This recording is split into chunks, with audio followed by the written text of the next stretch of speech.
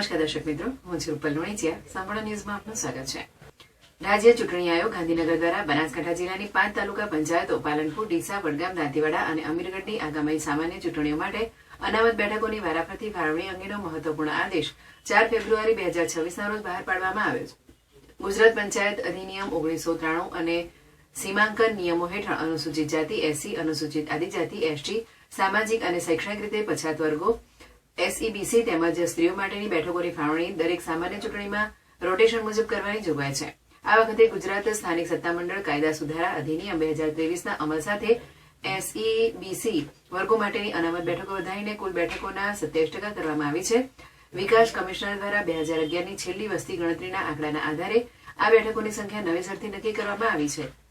બેઠકોની ફાળવણીની વિગતવાર માહિતી જોઈએ તો પાલનપુર તાલુકા પંચાયતની આગામી સામાન્ય ચૂંટણી માટે કુલ 34 બેઠકો નિર્ધારિત કરવામાં આવી છે. આ બેઠકોમાં વસ્તીના ધોરણે અનુસૂચિત જાતિ SC માટે 4 બેઠકો અને અનુસૂચિત આદિજાતિ ST માટે 1 બેઠક અનામત કરવામાં આવી છે. નવા 27% અનામતના નિયમ મુજબ સામાજિક અને શૈક્ષણિક રીતે પછાત વર્ગો એટલે કે SEBC માટે 9 બેઠકોની ફાળવણી કરવામાં આવી છે. બાકીની 20 બેઠકો સામાન્ય એટલે કે બિન અનામત વર્ગ માટે રહેશે. મહિલા અનામતની જોગવાઈ મુજબ કુલ 34માંથી 17 બેઠકો સ્ત્રી ઉમેદવારો માટે અનામત રાખવામાં આવી છે. ડીસા તાલુકા પંચાયતમાં કુલ 38 બેઠકો પર ચૂંટણી પ્રક્રિયા હાથ ધરવામાં આવશે. બેઠકોની વહેંચણી મુજબ અનુસૂચિત જાતિ એટલે કે SC માટે 4 બેઠકો અને અનુસૂચિત આદિજાતિ ST માટે 1 બેઠક અનામત રખાય છે.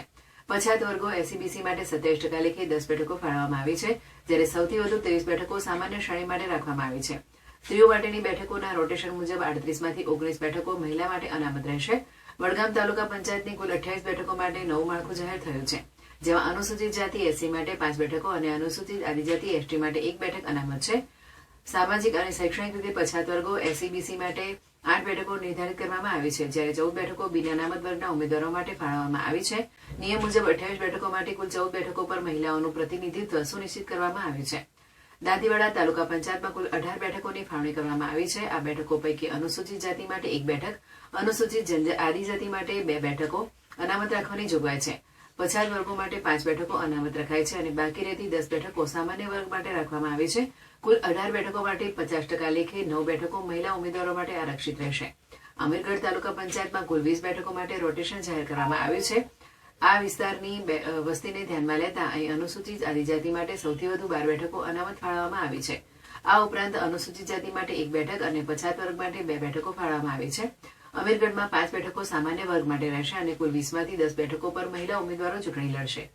આ સમગ્ર પ્રક્રિયા રાજ્ય ચૂંટણી આયોગની સીધી દેખરેખ હેઠળ તેમજ પારદર્શક રીતે પૂર્ણ કરવામાં આવી છે. આ આદેશને સરકારી ગેઝેટમાં પ્રસિદ્ધ કરવા અને તમામ માન્ય રાજકીય પક્ષોને પણ તેની જાણકારી પૂરી પાડવા માટે જરૂરી વ્યવસ્થા કરવામાં આવી છે. આ નવા માળખા સાથે હવે જિલ્લા વહીવટી તંત્ર દ્વારા ચૂંટણીલક્ષી અગત્યની આગળની કામગીરી હાથ ધરવામાં આવશે.